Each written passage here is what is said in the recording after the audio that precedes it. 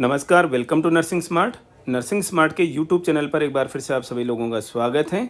आज के इस सेशन में हम देखने वाले हैं एम्स न्यू दिल्ली का ये मेमोरेंडम, जिसके थ्रू उन्होंने आप लोगों को नॉर्सेट 5 में सिलेक्ट हुए जितने भी कैंडिडेट्स हैं, प्रोविजनली सिलेक्टेड कैंडिडेट्स जो हैं फाइनल लिस्ट में, उनको ई कॉल लेटर भेजा है एम्स न्यू दिल्ली की रिक्रूटमेंट सेल के द्वारा।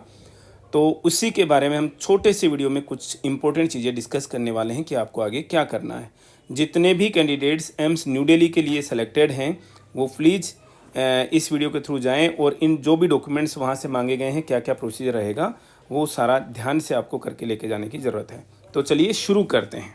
इस मेमोरेंडम का जो सब्जेक्ट है वो है कि नर्सिंग ऑफिसर की पोस्टिंग के लिए वेरिफिकेशन होना है डॉक्यूमेंट्स का। नॉर्सेट 5 के थ्रू जो कैंडिडेट सेलेक्ट हुए हैं उन्हें फिजिकल वेरिफिकेशन ऑफ डॉक्यूमेंट्स के लिए 7 नवंबर 2023 को सुबह 8:30 बजे से जो डॉक्यूमेंट वेरिफिकेशन होगा उसके लिए कॉल किया गया है। लेकिन और इसके लिए आप लोगों को एक सेपरेट मतलब हर एक कैंडिडेट को ईमेल भेजी गई है। आपको उस बहुत ध्यान देने लायक बात है, देखो हमने प्रीलिम्स के रिजल्ट के बारे में भी चीज़ें बताई थी, काफ़ी बच्चों ने ध्यान नहीं दिया और बच्चों का रिजल्ट जो है वो रह गया मेंस का रिजल्ट। आपको ईमेल की कॉपी जो है वो लेकर के जानी है, मीन्स उसका प्रिंट आउट निकालना है। उसके साथ में एक अटैचमेंट आई होगी, उसका प्रिंट आप लोगों को निकालना है और डॉक्यूमेंट वेरिफिकेशन के साथ में के समय में आपके पास में इन दोनों की कॉपीज़ वहाँ पर प्रेजेंट रहनी चाहिए। आपको जो डेट दी गई है मोस्ट प्रोबेबली जो है वो यही डेट है 7 नवंबर की, या अलग डेट भी हो सकती है कैंडिडेट वाइज। तो आपको शेड्यूल्ड डेट पर सुबह 8 बजे से 9 बजे के बीच में दिए गए एड्रेस, और वो एड्रेस क्या है, CMET department, first floor near B B Dikshit library, AIIMS New Delhi. यहाँ पर आपको फिजिकल डॉक्यूमेंट वेरिफिकेशन के लिए रिपोर्ट करना है। रिपोर्टिंग टाइम सुबह 8 से 9 के बीच में रहेगा। फिर आपका डॉक्यूमेंटेशन के लिए जिस भी समय नंबर आता है उस समय आपका रजिस्ट्रेशन होगा डॉक्यूमेंट वेरिफिकेशन के लिए। तो अब आपको साथ में क्या लेकर के जाना है, आपके ओरिजिनल डॉक्यूमेंट्स का एक पूरी की पूरी कॉपी, आपका ओरिजिनल डॉक्यूमेंट्स का सेट आपके साथ होना चाहिए। ओरिजिनल डॉक्यूमेंट कौन से जो यहाँ पर दिखा रखे हैं और आपके ऊपर अप्लाई होते हैं। साथ में उनके एक सेट जो है वो सेल्फ अटेस्टेड कॉपीज़ का, हमने बार बार बताते हैं कि सेल्फ अटेस्टेशन कैसे करते हैं। जैसे मान लीजिए आपकी 10th की मार्कशीट है, ये आपको सामने दिख रहा है, ये 10th की आपकी मार्कशीट है ये। इसको आपको सेल्फ अटेस्टेड कैसे करना होता है, यहाँ पर लिखना है सेल्फ अटेस्टेड इस तरीके से, और यहाँ पर इस तरीके से आपको साइन करके और वहाँ पर नीचे जो है वो आपको अपना नाम लिखना होता है। ठीक है, ये होती है सेल्फ अटेस्टेशन। तो प्लीज़ इसमें कोई गलती नहीं होनी चाहिए, ये सेट आपको लेकर के जाना है। अब डॉक्यूमेंटेशन में क्या क्या होना चाहिए, आपके पास में रजिस्ट्रेशन स्लिप है नॉर्सेट 5 के लिए, एडमिट कार्ड है जो एग्जामिनेशन सेक्शन ने इश्यू किया आप लोगों को। आपको मार्कशीट है किसकी, 10th से लेकर के आगे तक की, मतलब 10th की और 12th की, जिसके अंदर आपकी डेट ऑफ बर्थ, ये हाई स्कूल या 10th की, जिसके अंदर आपको डेट ऑफ बर्थ जो है दिखा रखी है। आपकी डेट ऑफ बर्थ के लिए इसी को क्या एविडेंस माना जाएगा। सर्टिफिकेट आपका क्वालिफिकेशन के हिसाब से, अब क्वालिफिकेशन के आरआर में जो क्वालिफिकेशन दे रखी है, आरआर में क्वालिफिकेशन क्या देखी है, या तो BSc नर्सिंग होना चाहिए या फिर GNM प्लस 2 ईयर्स का एक्सपीरियंस होना चाहिए। तो यहाँ पर आपको सेकंड नंबर पॉइंट के लिए थर्ड नंबर पॉइंट के लिए क्या करना है, या BSc की मार्कशीट है, 12th की मार्कशीट भी रखनी है, उन्होंने लिखा नहीं है जैसे, कोई इशू नहीं है। तो BSc की मार्कशीट हो या फिर GNM प्लस 2 ईयर्स का एक्सपीरियंस हो। ये हो गया फर्स्ट रजिस्ट्रेशन। आपका 10th की मार्कशीट हो गई, 12th की मार्कशीट साथ में आ गई। इसके बाद में आपको आरआर के हिसाब से BSc नर्सिंग की मार्कशीट या GNM प्लस 2 ईयर्स का एक्सपीरियंस आ गया। चौथे नंबर पर आपको क्या करना है, आपकी स्टेट नर्सिंग काउंसिल से जो आपका रजिस्ट्रेशन सर्टिफिकेट है, जिसमें आपके रजिस्ट्रेशन नंबर मेंशन्ड हैं, वो सर्टिफिकेट आपका होना चाहिए। अब अगर अप्लाई होता है, मतलब GNM प्लस आपका एक्सपीरियंस है, तो आपके 50 बेडेड का एक्सपीरियंस आपका होना चाहिए। वैसे एम्स ने ये गलत कर रखा है, लेकिन अब कोई इश्यू नहीं।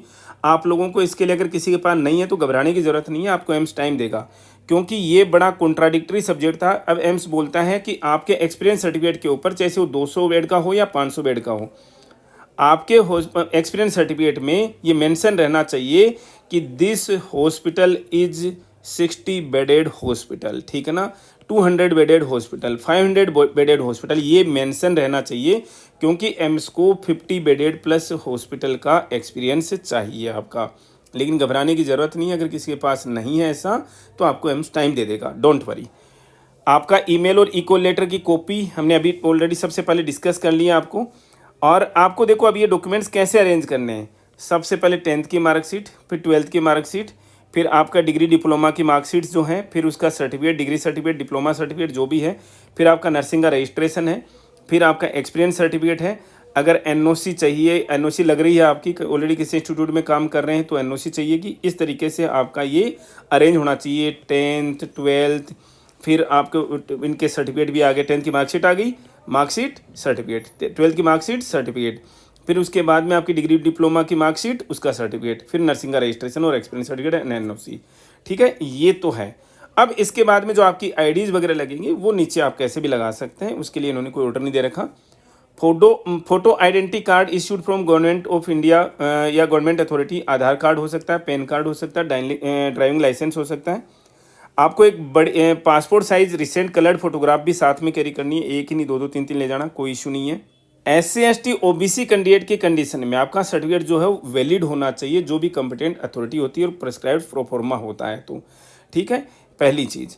दूसरी चीज़ है OBC कैंडिडेट्स का जो सर्टिफिकेट है वो 1 अप्रैल 2024 के बाद का इशूड होना चाहिए या फिर ऑलरेडी वैलिड होना चाहिए। यहाँ पर इन्होंने पर्टिकुलर डेट दे दी है कि 1 अप्रैल 2023 के बाद में इश्यूड है। अगर आपका मान लीजिए इससे पहले का भी इश्यूड है और वैलिड है, ऑब्वियस सी बात है वैलिड हो ही नहीं सकता। 1 अप्रैल 2023 के बाद का ही इशूड होगा, क्योंकि 10th में जो क्या बोलते हैं, अभी अक्टूबर चल रहा है, कल तक अक्टूबर था, तो वैलिड हो ही नहीं सकता। 6 महीने की वैलिडिटी जो बनती है, तो ऑब्वियस सी बात है आज के लिए अब इसका 1 अप्रैल 2023 के बाद का ये आपका जो सर्टिफिकेट है वो होना चाहिए।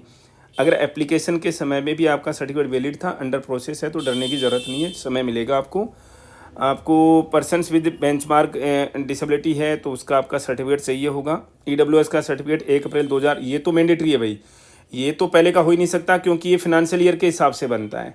तो ये इस साल के फिनंशियल ईयर के शुरू होने की डेट से, यानी 1 अप्रैल 2023 के बाद से शुरू हुआ है, कभी का ही हो, जैसे कल ही बना हो जैसे आपका, या 7 नवंबर को अगर आपका सर्टिफिकेट है तो 6 नवंबर को ही बना हो जैसे, उसके बाद का आपका होना चाहिए। एनओसी सर्टिफिकेट अगर अप्लाई होता है तो आपका वो अवेलेबल होना चाहिए। हमने ये वीडियो केवल इसलिए किया है कि कोई कन्फ्यूजन आप लोगों को अपने फिजिकल डॉक्यूमेंट वेरिफिकेशन को लेकर के नहीं हो। एम्स लंबे समय के बाद में ऐसा कर रहा है कि आपको दिसंबर जनवरी के समय में इंक्रीमेंट डेट को बिना ध्यान में रखते हुए कि हमें 1 जुलाई को जो आपको जल्दी इंक्रीमेंट देना पड़ेगा, इसको ध्यान में ना रखते हुए आपको डॉक्यूमेंट वेरिफिकेशन करा रहा है। इसका मतलब इस मंथ एंड तक आपको ज्वाइनिंग प्रोसेस जो है आपका, मीन्स नवंबर एंड तक आपकी ज्वाइनिंग प्रोसेस, जहाँ तक हम समझते हैं 25 नवंबर के बाद में आपको 25 नवंबर से लेकर के 5-7 दिसंबर के बीच में आप लोगों को न्यू दिल्ली के जितने भी कैंडिडेट्स हैं उनको ज्वाइनिंग मिल जाएगी। स्टिल अगर आपकी कोई क्वेरी है तो हमारे साथ में आप डिस्कस कर सकते हैं। Thank you.